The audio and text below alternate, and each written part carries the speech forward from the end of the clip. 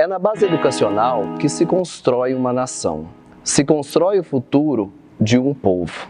A nossa líder inovadora de hoje é um exemplo de dedicação ao aprendizado. Estamos falando da doutora em Geografia pela Universidade Federal de Goiás, professora Marluce Silva Souza. Mulher que sempre acreditou na educação como forma de transformar vidas. Começou sua trajetória no curso superior de Geografia na UFG. E olha que não foi uma tarefa nada fácil. Depois da graduação, continuou debruçada nos livros, fez mestrado, doutorado, sempre tendo a sustentabilidade alinhada ao desenvolvimento econômico como objetos de seus estudos. Hoje, a professora Marluce Silva Souza é referência em seu segmento de atuação. O olhar aguçado para as questões sociais e sua capacidade de liderar com inovação tem feito a diferença em seus projetos. Obrigado, professora Marluce, por aceitar o nosso convite e estar aqui conosco. Seja bem-vinda. Muito obrigada por essa oportunidade, Thiago. E nós começamos sempre o nosso líder inovador perguntando, quem é Marluce? Uma série de sucessões de uma criança que não teve mãe, que viveu com outras pessoas, não tive uma base familiar como eu gostaria, que aos 14 anos já teve que sair de casa para se sustentar, mas que nunca deixou os estudos de lado, felizmente. E que fez tudo muito cedo. Eu terminei o mestrado com 23 anos e eu já tinha 2 filhas. Tive a minha primeira filha no primeiro ano da graduação e a última no segundo. Então foi tudo muito difícil para mim. E aí comecei minha trajetória profissional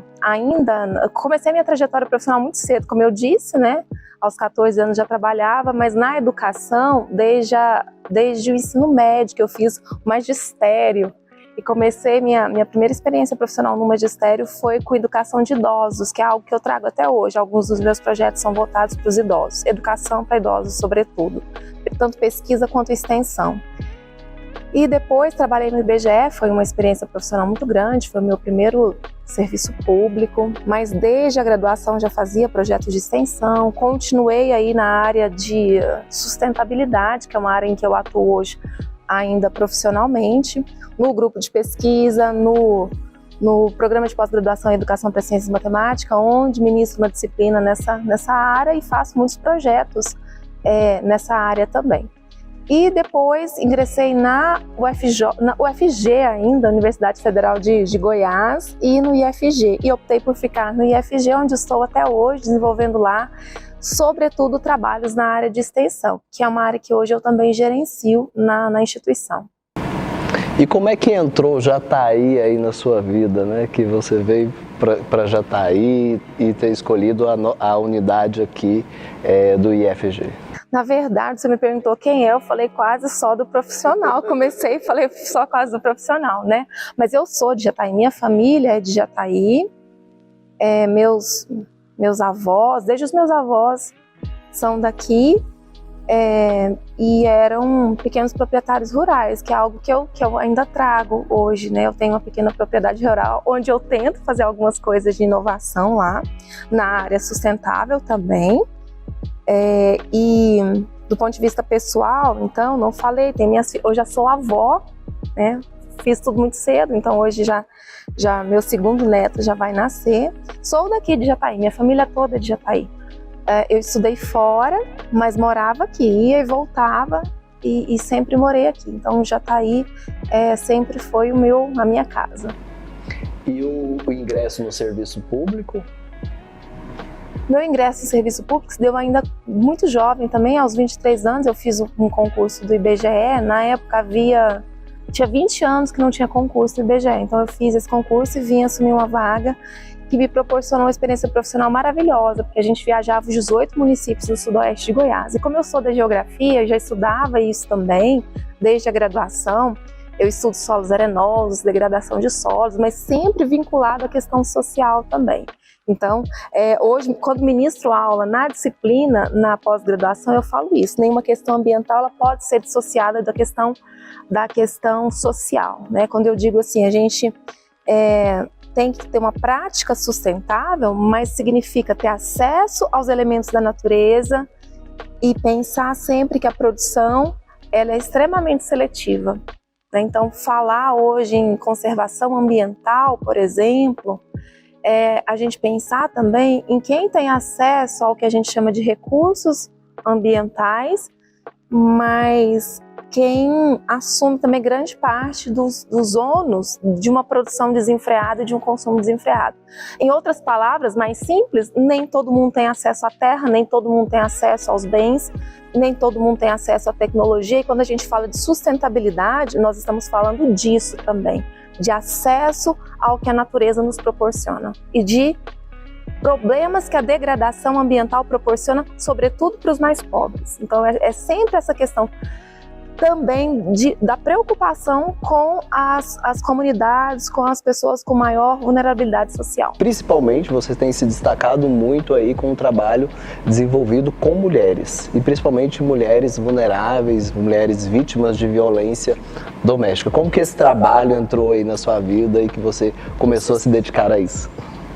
Tiago, o IF me proporcionou assim, uma possibilidade, uma gama de possibilidades imensas, desde do ensino em sala de aula especificamente, até a pós-graduação, mas passando por projetos de pesquisa e projetos de extensão.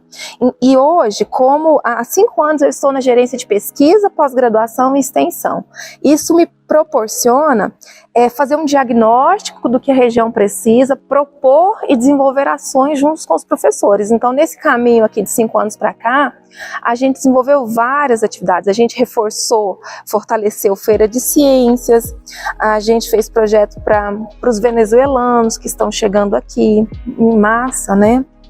Para os idosos, para crianças e adolescentes, projetos na área de informática, muita questão da sustentabilidade também. E aí, conhecendo e trabalhando junto com a doutora Simone, eu não poderia deixar de ser influenciada por ela. Então, eu nunca profissionalmente estudei especificamente sobre as mulheres, mas isso tem entrado cada vez mais forte na minha vida, por conta muito da Simone. Então isso tem me aproximado da causa feminista e sobretudo de projetos que promovam a possibilidade dessas mulheres terem acesso a trabalho, a renda, a direitos humanos. Então nessa linha eu coordenei alguns projetos no IFG, sempre associados ao projeto Colmeia, né, que é essa gama de associações, instituições em prol do combate, do enfrentamento às causas de violência contra a mulher. E você tá engajada nessa causa aí do projeto Colmeia e tá prestes a subir o Conselho Municipal da Mulher aí? Tô fazendo a previsão, né? Provavelmente eu vou me candidatar à próxima, a diretoria que vai assumir agora em breve. Espero que a gente consiga dar continuidade ao trabalho que tem sido feito de forma brilhante aí. E Marluz, como que você se vê, né? A gente ainda falando sobre mulheres na sociedade, como que você se vê nessa sociedade na busca por espaço, por conquistar aí o seu próprio espaço profissional enquanto mulher? Ai, Tiago, é muito difícil, porque a gente tem uma série de papéis, né? Eu sou mãe, eu sou avó, eu tenho uma pequena propriedade, eu sempre fui uma mulher sozinha também na criação das minhas filhas. Hoje eu tenho um companheiro, mas a minha vida foi sempre muito sozinha nesse sentido de dar esse suporte. Então, e lidando muito com homens, na propriedade rural, quase sempre com homens. Eu fiz uma vez também parte de uma associação de pequenos produtores de eucalipto, desde a época do IBGE, quase só homens. Então, assim, a gente sente o machismo arraigado em todos os lugares. E a gente tem um papel de combater e fortalecer outras mulheres. Mas com muita luta, eu acho que a gente tem conseguido espaço, mas é complicado porque você tem que provar 2 vezes que você é competente para ter os mesmos espaços que os homens sempre têm.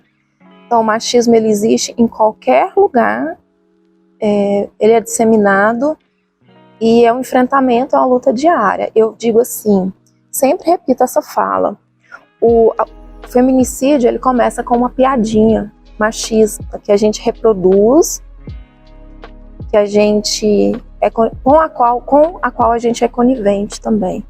Então, desde de sala de aula, lá no ensino médio, onde eu atuo, eu falo aqui, eu não permito que vocês reproduzam nada machista, nada homofóbico, nada racista, nada preconceituoso, porque eu acredito na educação. Qual é o papel da educação na vida das pessoas?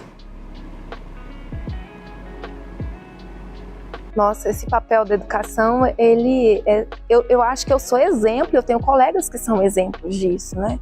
De passar uma vida muito difícil. Eu não posso dizer que eu tenho uma vida tão difícil quanto dessas comunidades em que eu atuo, mas eu tive uma vida muito difícil, assim. Quando eu fui fazer mestrado em Goiânia, eu me lembro assim, eu já tinha 2 filhas, eu tinha que trabalhar aqui, cuidar de casa.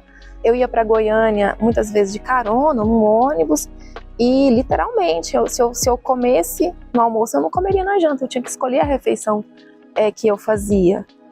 E eu só hoje tenho uma condição privilegiada de poder ajudar outras pessoas, porque é privilégio ajudar outras pessoas. Não é mais do que a obrigação de um agente público ajudar a cuidar de pessoas, como é o que eu faço. Sou uma servidora pública, estudei a vida inteira em escola pública, fiz faculdade pública, mestrado, doutorado público, ainda ganhando bolsa. O que eu tenho que fazer? Retornar isso para a sociedade, não é mais que a minha obrigação. Mas eu acho que eu sou um exemplo disso, porque foi por meio da educação que eu consegui ter acesso, eu consegui estudar e passar num concurso que eu gostava, e hoje eu amo o meu trabalho, e tenho um plano de carreira por conta do serviço público. Então, assim, para mim, eu sou um exemplo de como a educação pode... Foi pela educação que eu consegui fazer aquilo que eu queria. E não estou falando de conquistas materiais, eu estou falando mesmo de poder ter o papel hoje de agir em diversos grupos no sentido de tentar ajudar um pouquinho a melhorar a vida de alguns desses grupos. Então, quando eu falo com as crianças, por exemplo, lá do Nova Esperança, crianças muito carentes, que elas têm uma oportunidade e que existe uma luzinha lá para elas, para além do tráfico de drogas, que pega muito cedo essas crianças, da prostituição, que pega essas crianças muito jovens, de outros agentes que estão ali, que se a educação não chegar para mudar a vida dessas crianças, vai ser um ciclo de reprodução daquilo que elas já têm.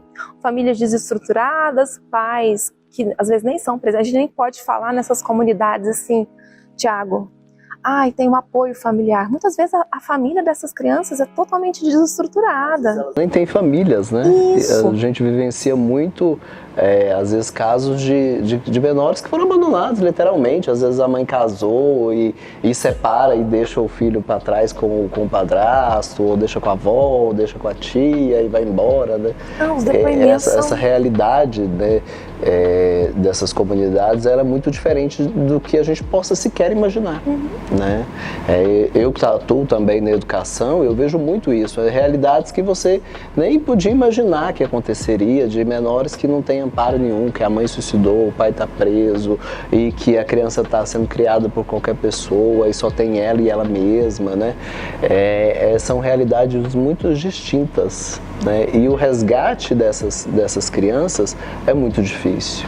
Eu tenho depoimento de uma colega minha que ela não teve tantos problemas assim, mas ela teve uma vida familiar muito difícil e que foi a professora dela que, com ela sentada no colo, mostrou para ela que ela tinha capacidade, competência, potencial, e hoje ela é uma das pessoas mais brilhantes lá no IFG.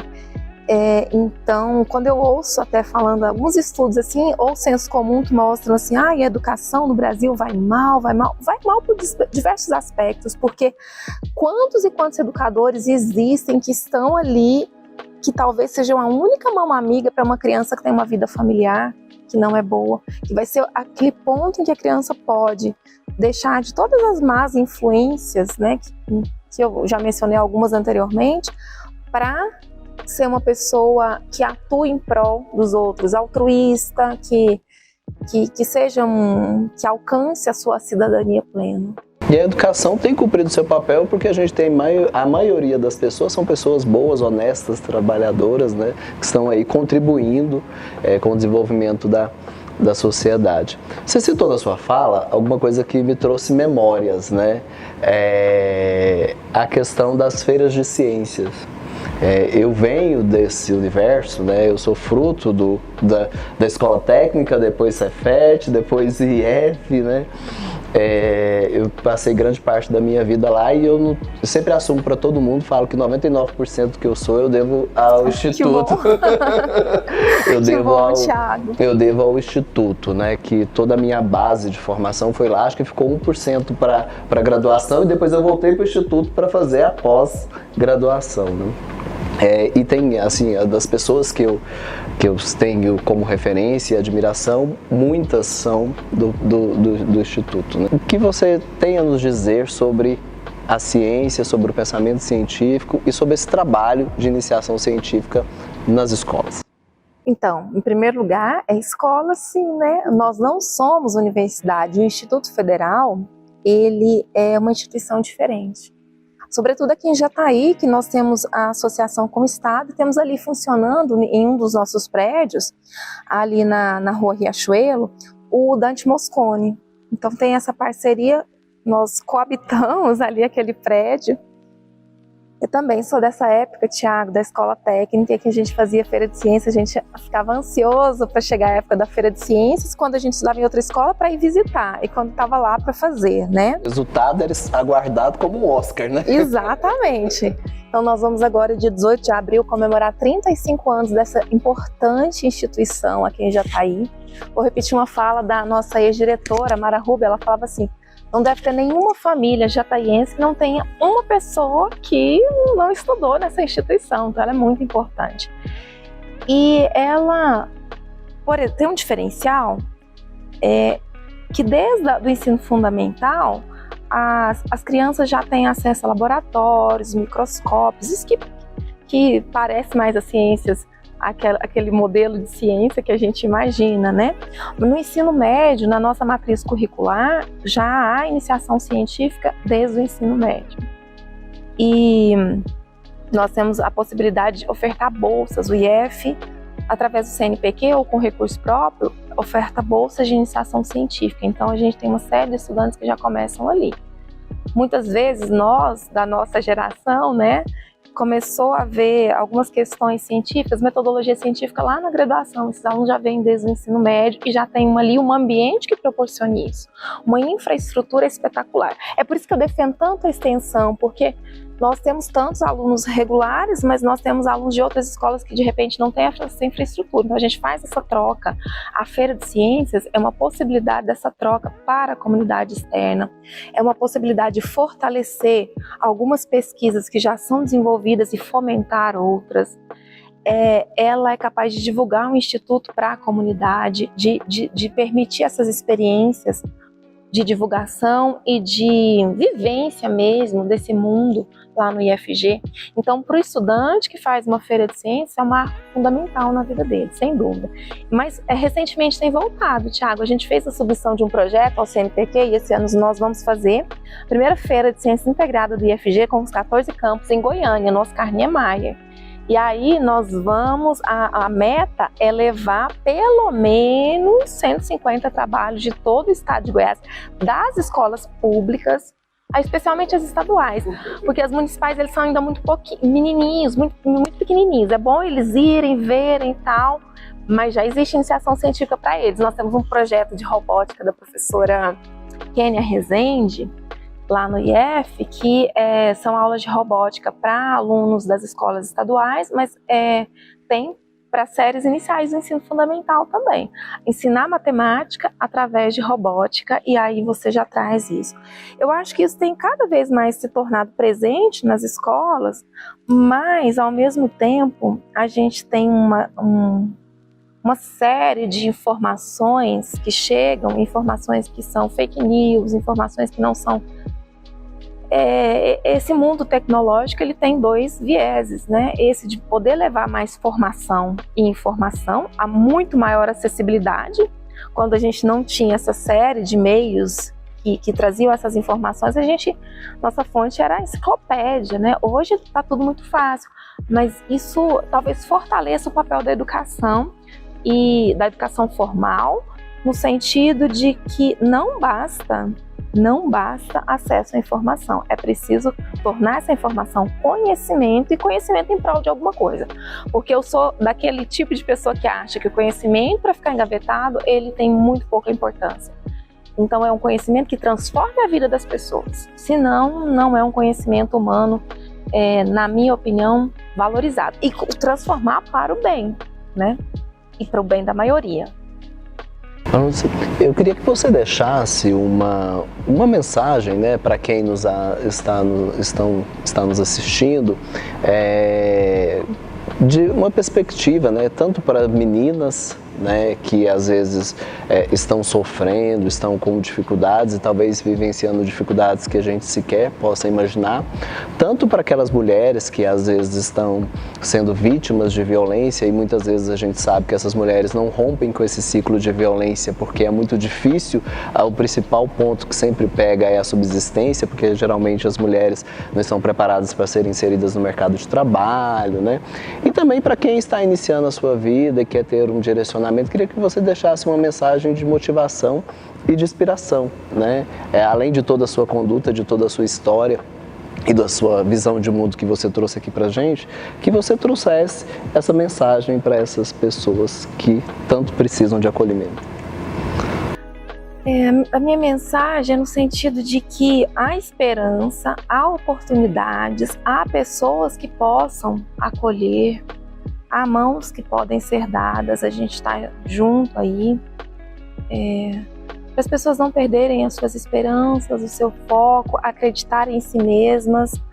Às vezes é uma situação passageira, é preciso ter força, ter fé, porque as oportunidades, elas estão aí e as pessoas podem ir atrás. Às vezes é muito difícil, então é por isso que a gente está aqui para dizer assim, olha, aqui você pode, por esse caminho você pode. E sem dúvida, por meio da educação, né? Se você está numa situação de dificuldade, tem os números para os quais você pode ligar. Existe hoje uma juíza aqui em Jataí, que é fantástica. Existem redes de acolhimento. Hoje as escolas já contam com psicólogos também. Então não se cale, vá atrás. Às vezes a violência física e patrimonial, elas são muito, muito difíceis, mas o que mais talvez deixe essas mulheres, meninas em situação vulnerável é a violência psicológica. Elas acreditarem que elas têm culpa por alguma coisa, elas fizeram algo de errado, que esse agressor faz com que elas sintam culpa e não consigam sair dessa situação. Mas é preciso acreditar, conversar com alguém de confiança, procurar os meios e acreditar. E nós estamos abertos aí para receber quaisquer demandas nesse sentido. Então, procurem-nos e a gente vai junto buscar uma solução. Bem, Marlúcia, eu acho que nós passaríamos muito tempo aqui conversando, viu? Porque é muito bom a gente discutir essas questões e ver o seu amor pela educação e ver o quanto você tem essa visão social e essa preocupação com a nossa comunidade. É muito bom tê-la aqui conosco. Muitíssimo obrigada por essa oportunidade, Thiago. Obrigado, Marluz, a nossa líder inovadora dessa semana. Muito obrigado. Muito obrigada.